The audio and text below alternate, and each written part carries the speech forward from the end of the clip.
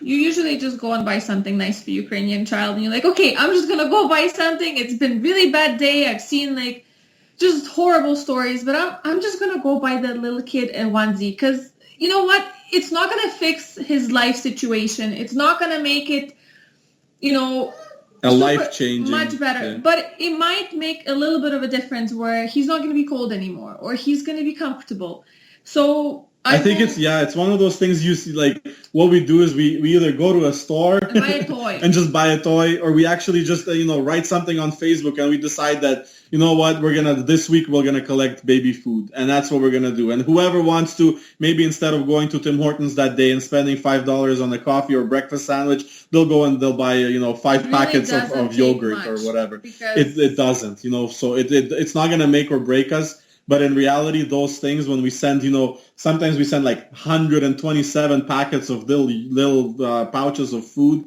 And you see them once Marta brings them to the family or to the kids, and they sit around and just eat it. It's like we as soon as the parcel arrives in Ukraine, we sit here kind of joyful, and we send. We also have a Facebook page, and on Facebook page we post everything as well. And we just give everybody updates saying, hey, our parcels have arrived again and again and again. And you have to look at the positives. There's too many negatives it will bring you down. And in reality is sometimes, like Olesya said, Marta will post something because, the time difference, she will post something. We'll sit during lunch and we'll check on the status of it, and we'll just cry.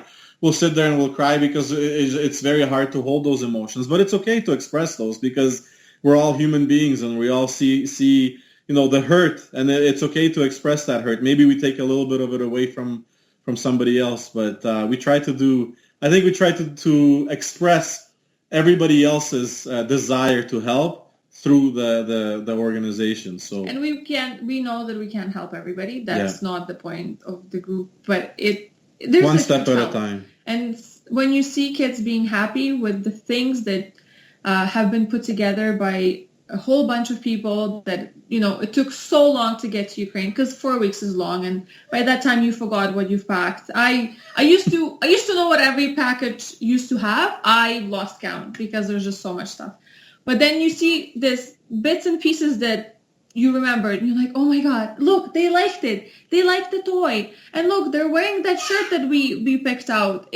That's what and they're happy and they're smiling and they're enjoying it. There's now hundreds of people that are, like literally hundreds of people that are attached to Stream of Hopes, and we keep on telling everybody that we couldn't do this without them.